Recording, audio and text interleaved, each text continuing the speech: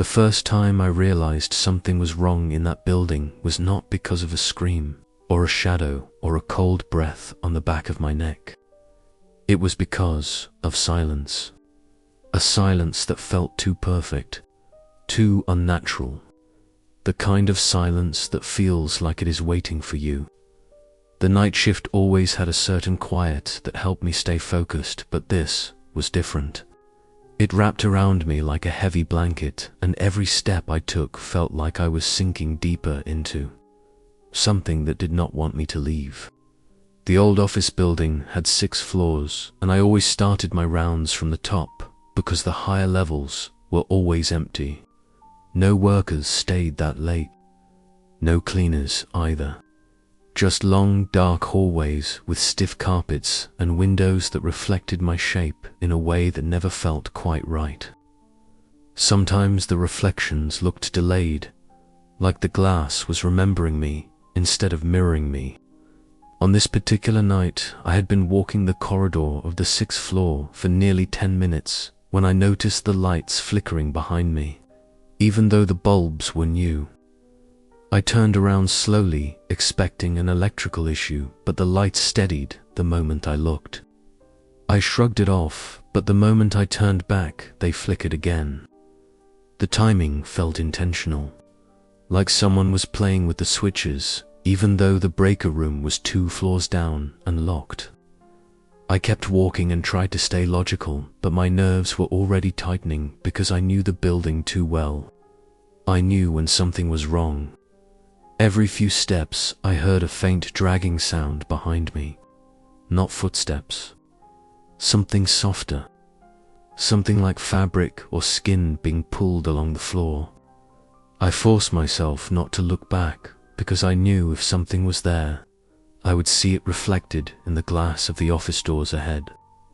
When I reached the end of the hallway, I looked into the window beside the stairwell, expecting my own reflection. Instead, I saw a shape standing several feet behind me, tall, lean, to still. My heart jumped into my throat. I spun around, but nothing was there. The hallway was empty. The air was still. Yet the reflection had not been my imagination because I had seen the outline clearly. Shoulders, a long torso, a neck that seemed wrong somehow. I backed slowly toward the stairwell, but I kept my eyes locked on the hallway. Then something happened that made my stomach drop. The lights above the center of the hall flickered again, but this time they did not flicker randomly. They flickered in a pattern, one light at a time, in a slow wave moving toward me. Almost like footsteps, but silent. I felt every instinct telling me to get out. I grabbed the stairwell door and forced myself down to flights without stopping. When I reached the 4th floor, I paused to catch my breath, but then I heard something new. A soft tapping on the metal stair rail. Above me, slow, steady. One tap every few seconds. Tap, tap, tap. I looked up, even though I did not want to. The stairwell was dark and empty, but the tapping kept going. And then it stopped. The sudden silence was worse than the sound. I hurried down the remaining steps and stepped into the 3rd floor hallway. The moment I entered, I felt something else. A presence, heavy. Watching, the building felt alive, like something in its walls had woken up and was following me from floor to floor. I walked faster, trying to stay calm, but my breathing was uneven and my hands were shaking. I reached the security office and locked the door behind me. The monitors showed every hallway, and for a moment I convinced myself everything was normal. But then the camera feed for the 6th floor flickered. The same lights that had blinked behind me earlier were blinking again, but this time something new appeared in the frame. A tall, dark figure standing at the far end of the hall, facing the camera. Motionless, it did not walk into view. It did not approach. It just appeared there, like it had always been standing in the one place the camera could not see until that exact moment. The sight of it made every hair on my body rise. I leaned closer to the monitor, and the figure raised its head slightly like it sensed me watching. I froze. Its movements were slow and wrong. Its head tilted again, but too far this time, like the neck was longer than it should be. I stared for several seconds, unable to look away. Then the feed cut to static. I tried to switch cameras, but the entire system glitched at once. Every screen went black. Then a single line of static moved across the monitor like something was crawling through the signal. I backed away from the desk, keeping my eyes on the screens. When the monitors came back, the hall was empty again. The figure was gone, but the silence in the room was crushing, heavy, waiting. I did not finish my shift. I left without clocking out, and I never went back. Some people think buildings are just steel and concrete, but some buildings remember things, and some things inside them watch back. I did not sleep the night I quit. My body was exhausted, but my mind refused to shut down. Every time I closed my eyes, I saw that figure from the 6th floor standing there like it had been waiting for me to look directly at it. The image replayed in my head again and again until the sun came up, and even daylight did not make me feel any safer. I kept telling myself I had imagined it, all that stress and lack of sleep had twisted my perception, but the more I tried to convince myself, the more the memory refused to fade. I knew what I had seen. I knew how it had moved. And I knew that no human body could bend or tilt the way its neck had. 2 days passed before the building manager called to ask why I had not returned to work. I lied and said I was sick. He sighed and told me he understood. Then he said something that made my stomach tighten. He asked if I had noticed anything unusual the night I left. His tone was careful, too careful. I asked him what he meant, and he hesitated, like he was deciding whether to tell me the truth. Finally, he said that a tenant on the 5th floor had reported hearing noises in the stairwell. Around the same time I was doing my rounds. The tenant had described the sounds as slow tapping and dragging noises, exactly what I had heard myself. I felt a slow, cold pressure settling in my chest. I asked if the tenant had seen anything, and the manager said no, but then he lowered his voice and said there had been similar complaints in the past month. He had brushed them off as old building sounds, but apparently more and more people were reporting the same thing, tapping, dragging, and shadows that did not match the movement of the people walking nearby. I asked him if any cameras on the 5th or 6th floor had malfunctioned recently. His silence gave me the answer he did not want to say out loud. When he finally spoke, he admitted that several feeds had gone black for minutes at a time, and the building electrician could not find any wiring issue. I wanted to warn him about what I had seen on the cameras, but a strange fear stopped me. A fear that saying it out loud would make it real, that speaking about it would invite it closer. So I said nothing. That night, I sat alone in my apartment, staring at the wall, trying to force myself to let it go. But around 2 in the morning, something strange happened. My phone buzzed with a notification from the security app, the one I had used to monitor the building cameras. I had forgotten it was still logged in. I should not have been able to receive alerts because I was no longer on shift, but somehow the app was still active. The notification said motion detected on level 6. My blood ran cold. I stared at the screen for a long time before tapping the alert. The feed opened, and at first everything looked normal. The hallway was dim but empty. The lights flickered softly, but that was nothing new. Then, as I watched, the far end of the hallway darkened as if the bulbs were dimming one by one. Not flickering, dimming, like something was absorbing the light itself. I leaned closer to the screen. and then I saw it. A shape emerging from the shadows. The same tall figure from before, but this time it moved with purpose. Slow, deliberate steps, like it knew exactly where it was going.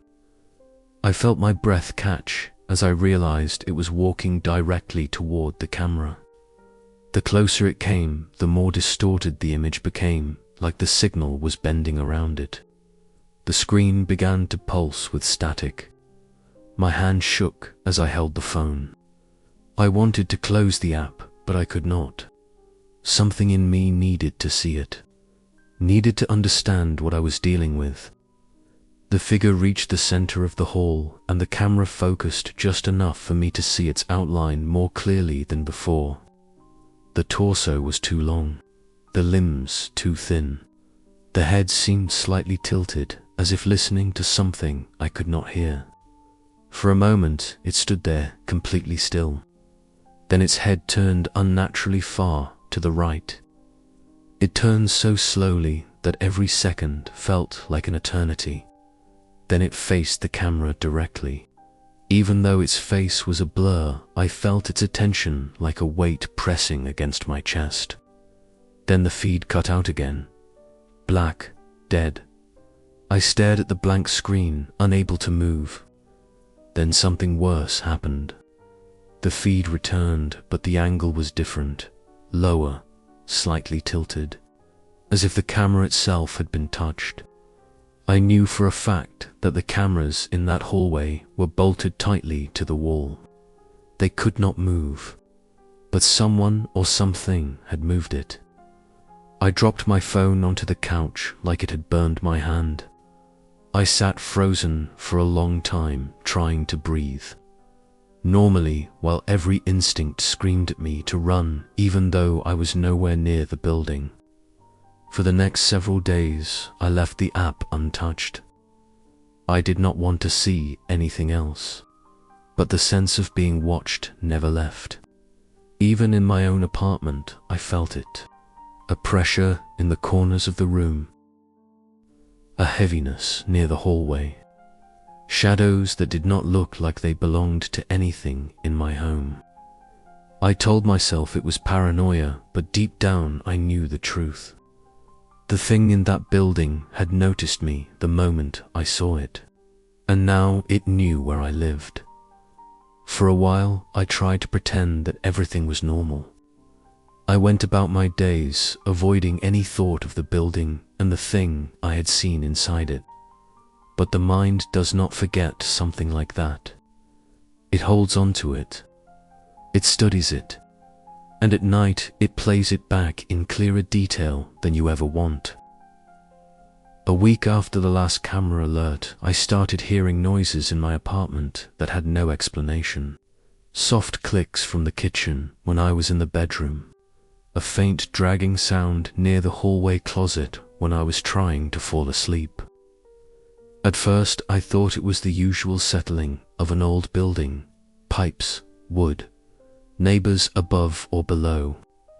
But it always happened at the same time, around 2:20 in the morning. The same time the camera alert had come through. The same time the figure had walked down the hallway toward the camera. I began staying awake later and later just so the pattern would not catch me off guard.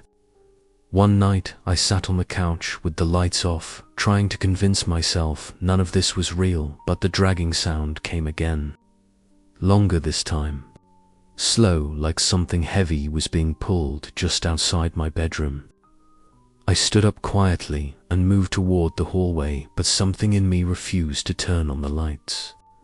It felt like turning them on would make whatever was there see me more clearly, so I stood in the dark listening. The sound stopped. Then there was silence. A silence thick enough to make my skin prickle.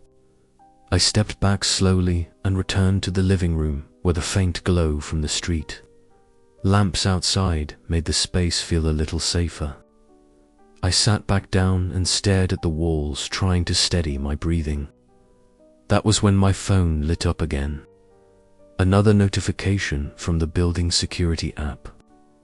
I had not touched it since the last incident, I should not have been receiving anything from a place I no longer worked, but the alert was there, clear as day.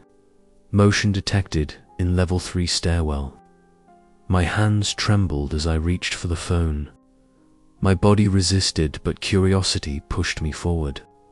I opened the feed, and for a few seconds, the screen remained black. Then the stairwell appeared through the grainy camera lens. Nothing unusual at first, just concrete steps and dim lights. But then I noticed something that made my throat tighten. A shape sitting on the steps, low to the ground, unmoving. Almost like someone was sitting hunched over with their head buried in their knees. I leaned closer to the phone, trying to make out the shape. It did not react or move. It simply sat there like it had no reason to stand. I watched for nearly a minute until I realized something unsettling. The shape was facing the direction of the camera, but its head never lifted. Its posture was unnatural, too still, too heavy. Then, without warning, the camera flickered, and for a brief moment I thought I saw the head twist slightly. Not lift, not turn, twist, like the neck bent without the rest of the body moving. The feed glitched again, and when it steadied, the shape was gone. It did not stand. It did not walk out of frame. It simply vanished. I stared at the empty stairwell, feeling my pulse hammer through my chest.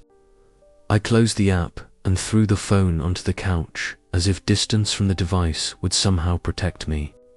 But the fear did not stay in the phone.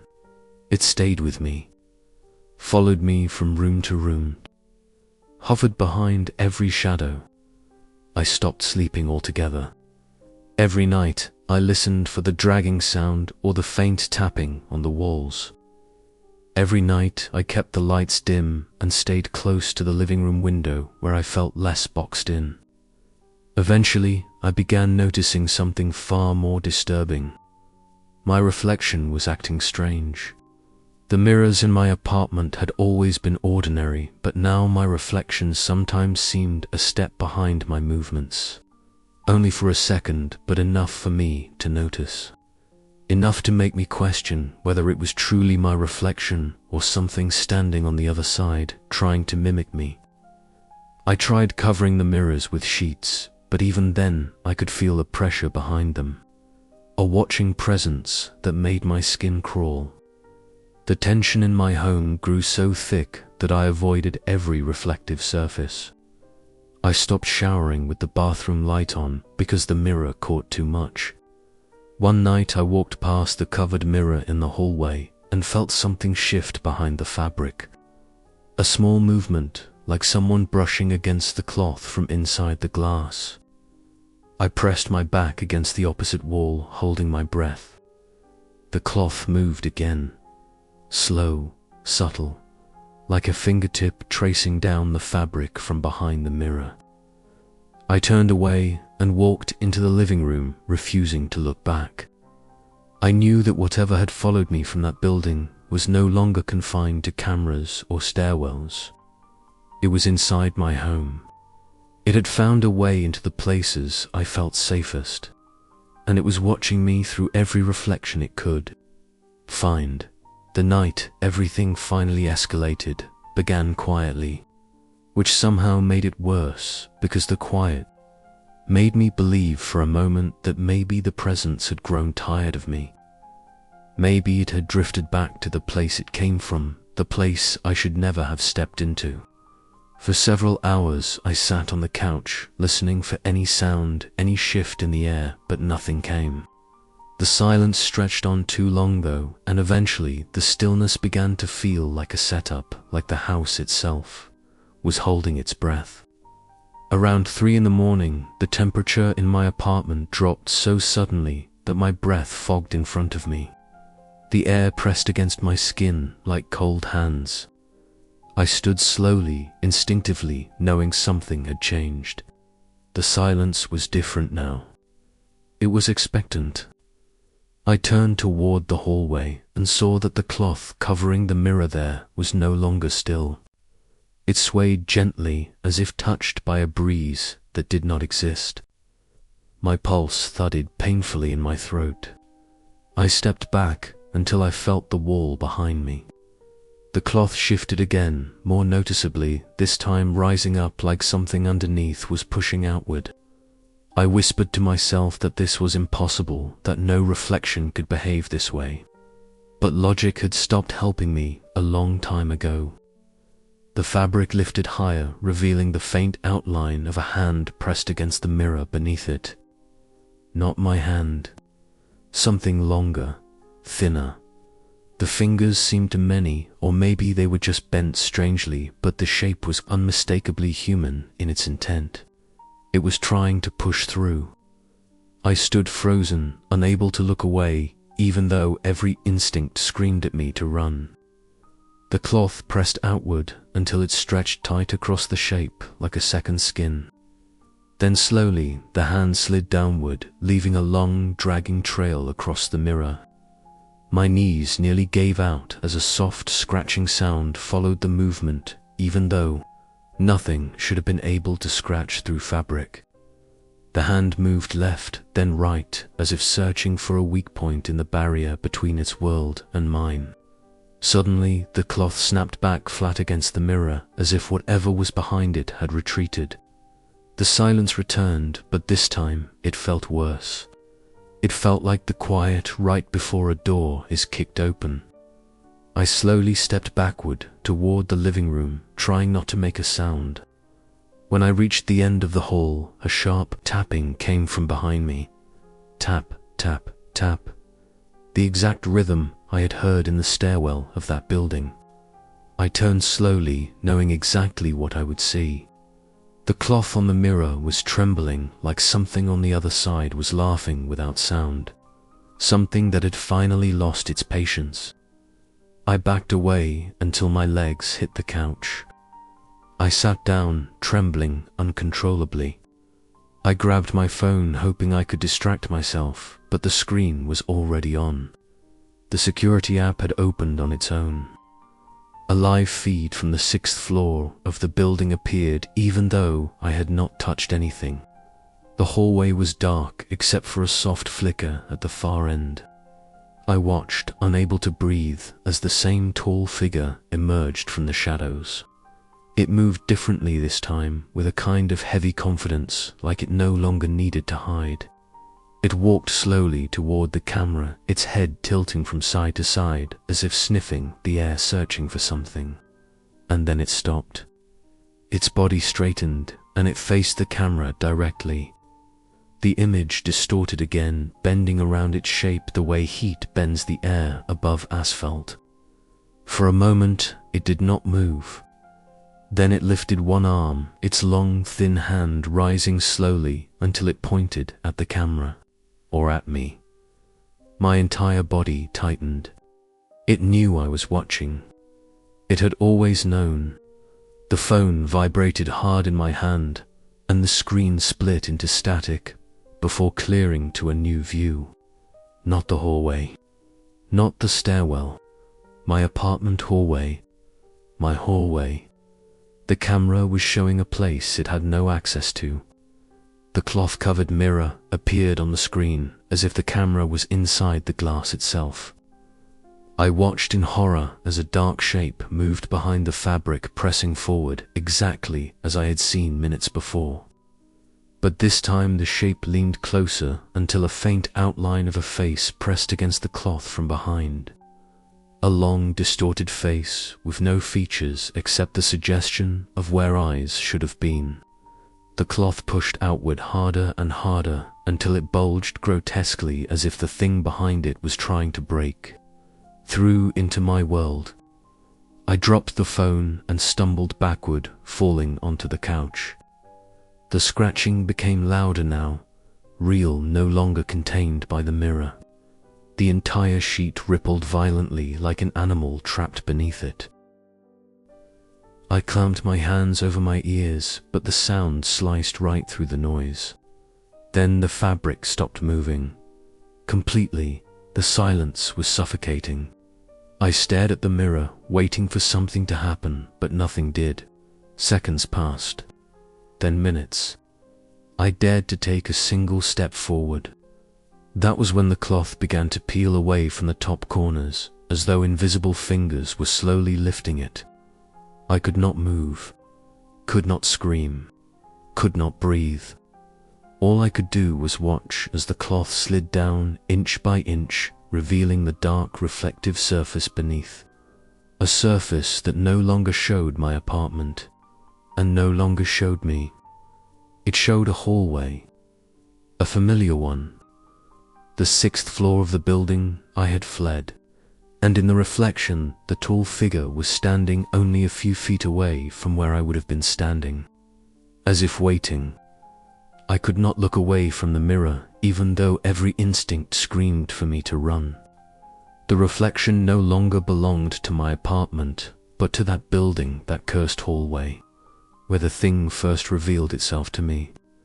The 6th floor stretched out inside the glass, like a window into another place, and in that space, the tall figure stood motionless a few feet from the spot where my reflection should have been.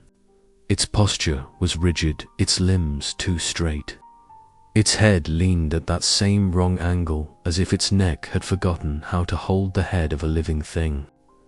I stepped backwards slowly, and to my horror, the figure in the reflection took a step forward as though responding to my movement, even though the real mirror surface showed nothing of my apartment. I froze. The figure froze too. I moved a finger. The figure tilted its head. A sickening realization slid through me like ice water. It was not imitating my movement.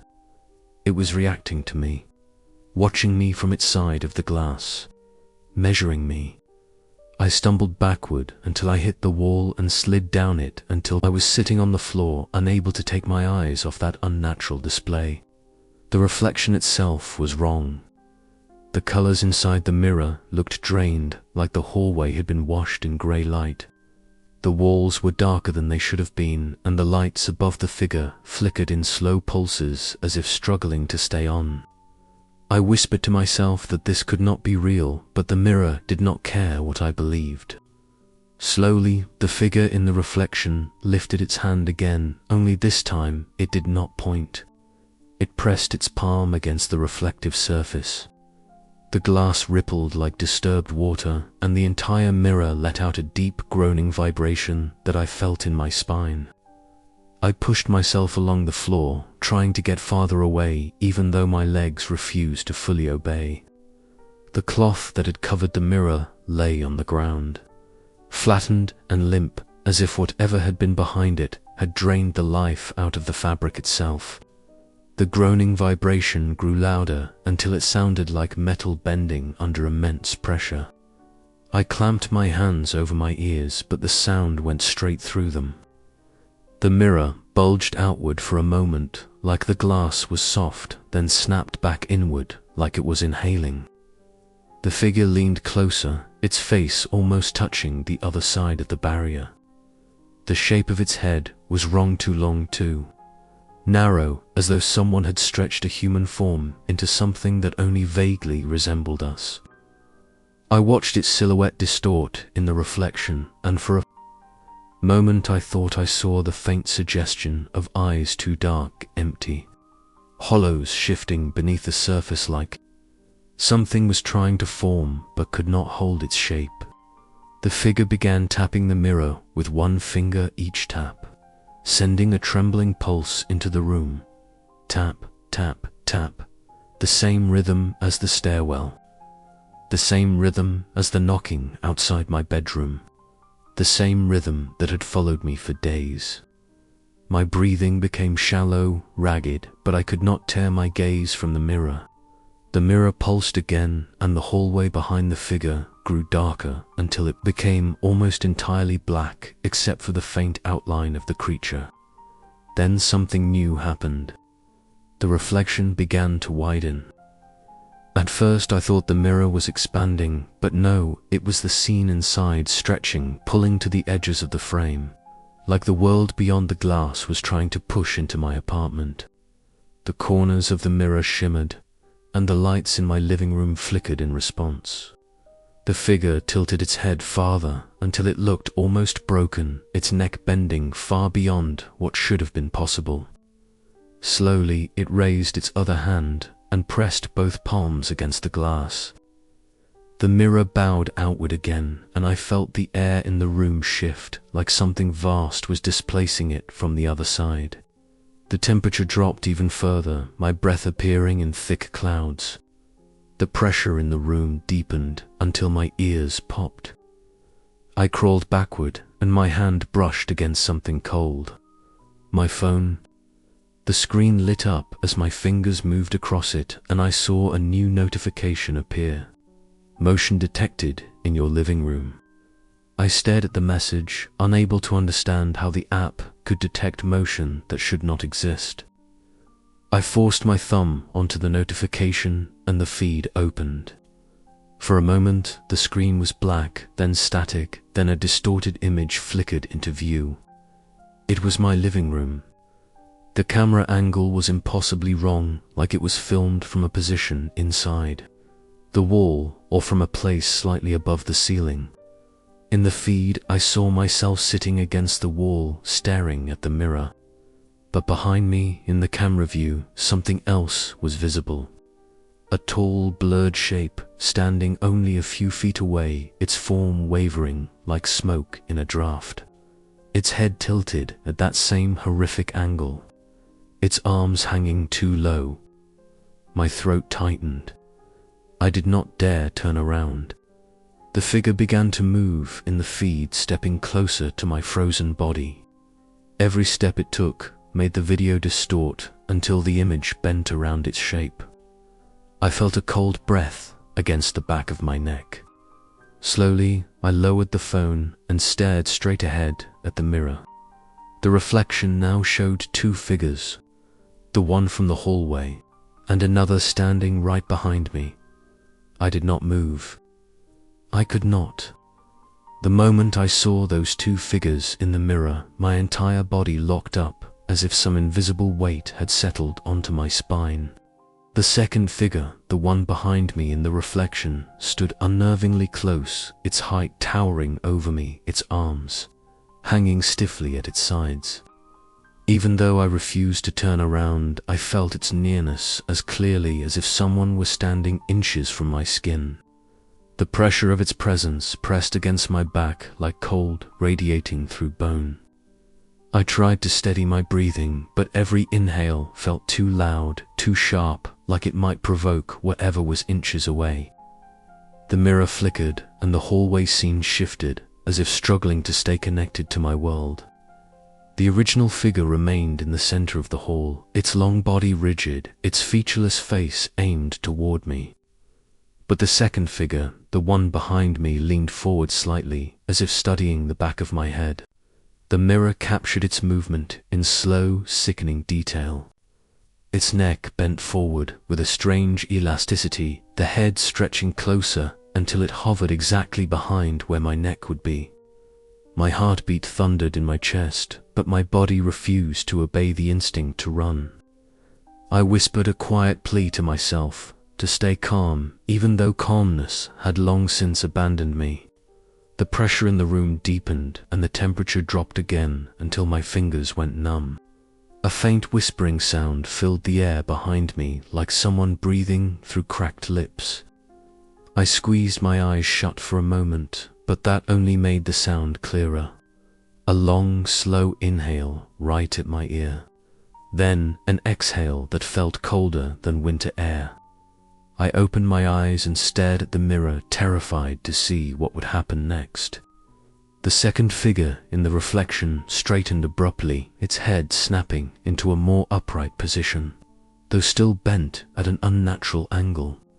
Its arms rose slowly, lifting as though pulled by invisible strings.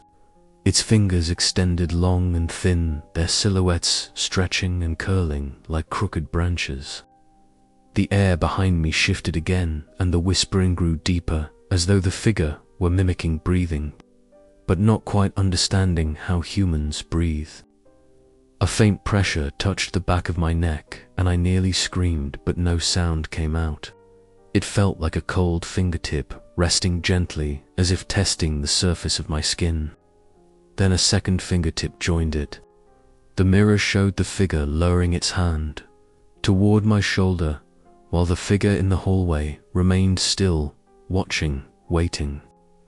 The glass trembled with each subtle movement, causing faint ripples, as though the boundary between our worlds had thinned to a fragile membrane. I forced myself to move, even a little, shifting my weight to one side, and in the mirror the creature reacted instantly. The hand poised behind my reflection jerked slightly, then continued its descent with renewed focus, as though correcting its angle. It knew I had tried to move. The realization made my stomach twist painfully. I felt the cold pressure slide from the back of my neck down to my shoulder, the touch slow, deliberate, almost curious. I could not tell if it was trying to comfort me or claim me. The whispering grew louder, as if the figure was speaking, but without voice, without language, without anything human. I swallowed hard, and my throat made a tiny clicking sound. The figure reacted.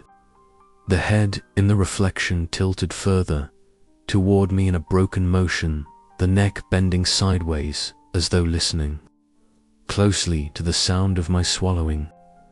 The reflection darkened slightly around the edges of the mirror, like the hallway was dimming or closing in. I forced my breathing to slow, even though my chest felt tight. I whispered to myself again, a quiet, steady sound, just to remind myself that I was still real and still in my apartment. But the figure behind me responded instantly to the sound. In the mirror, its head snapped to a new angle, and its hand rose slightly, as if my voice had pulled its attention with sudden force. My whisper had drawn it closer. I froze, and silence filled the room again, thick, heavy, oppressive. For a moment, nothing moved in the mirror. The hallway figure stood perfectly still, and the one behind me remained paused, its long, thin fingers hovering above my reflected shoulder like claws waiting to close. My heart pounded so loudly that I could feel the pulse in my teeth. Then the mirror changed. A faint distortion began in the center of the reflection. A warping ripple that grew outward in slow waves, as though the hallway scene was being stretched, torn, blurred. The figure in the hallway flickered, and for an instant its shape elongated grotesquely before snapping back. The one behind me in the reflection leaned closer, its head drifting toward the mirror surface, as if preparing to push through it. I felt the air behind me shift sharply, like the thing was preparing to move in the real world too. My body finally reacted. A surge of instinct shot through me, and I tried to push myself to my feet, but my legs buckled halfway, upsending me crashing back to the floor. The noise echoed through the room, and the mirror reacted violently. The reflection rippled outward with a deep groaning sound, and the figure behind me in the reflection jerked forward so fast the image blurred. I felt a cold rush behind me like something lunging. I rolled to the side as instinct took over, and I scrambled across the floor, not daring to look back. The whispering behind me grew into a low guttural sound, almost like breathing mixed with growling, but not quite either. I reached the corner of the room and pressed myself against it, trembling uncontrollably. I slowly looked toward the mirror from the side, hoping I would not see what I feared.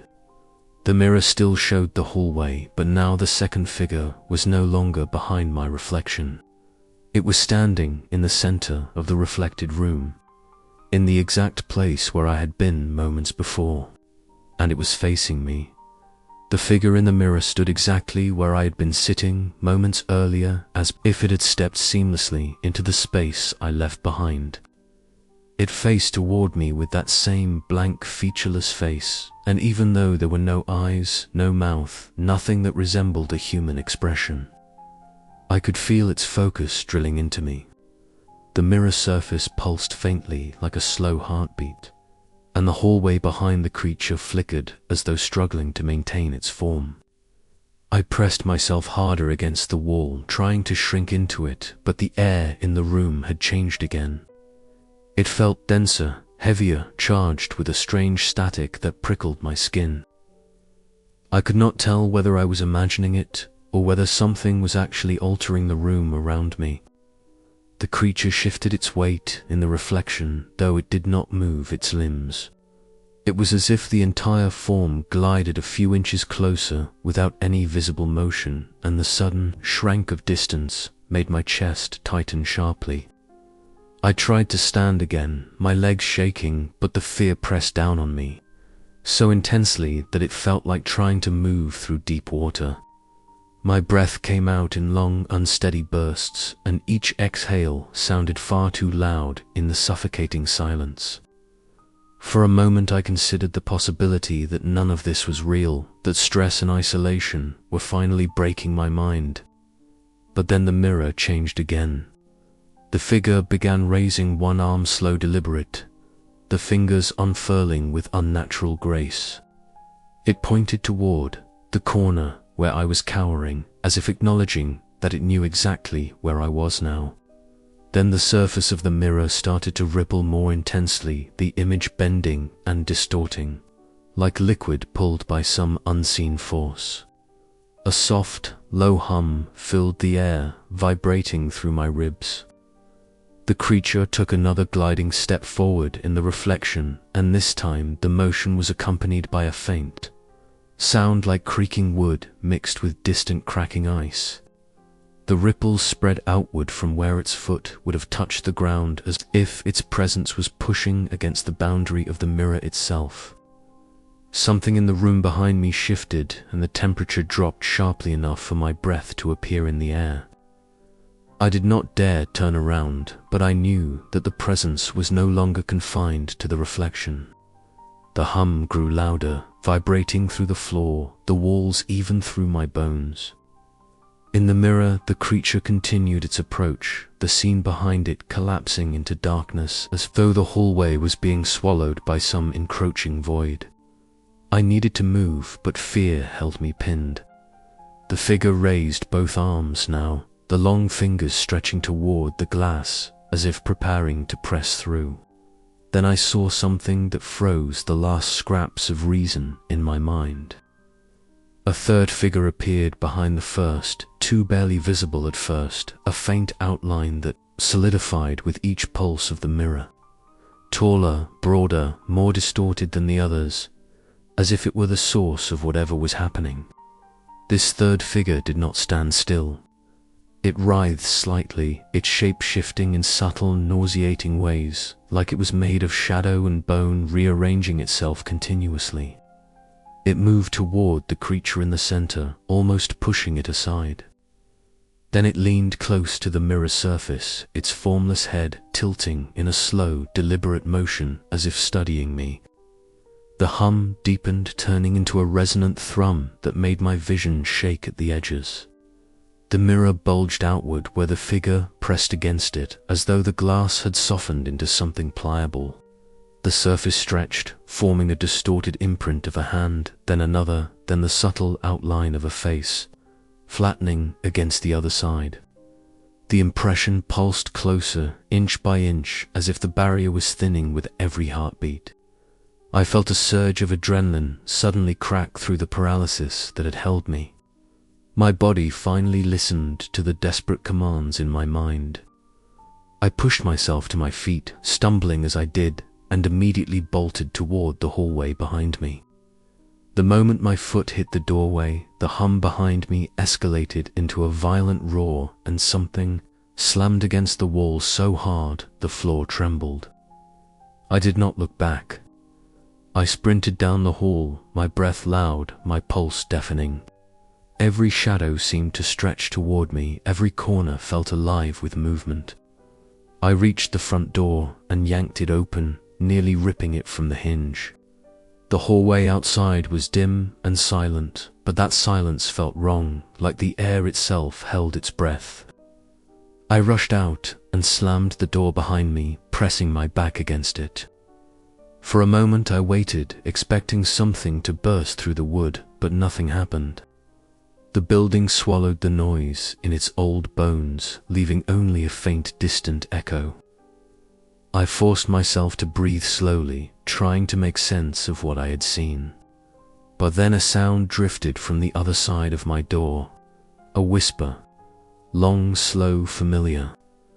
I stepped back from the door, my heart pounding. And as I stared at the wood, a faint outline pressed from the inside, pushing outward just enough to show long, thin fingers, stretching against the surface. I turned and ran without looking back. I did not stop until I reached the outside of the building, where the cold night air struck me like a second awakening. Now every reflective surface makes me stiffen, every mirror makes my stomach twist. I do not know what those figures were, or what they wanted, but I know one thing with absolute certainty. They found a way to see me that night, and I am terrified they are still trying to find a way out.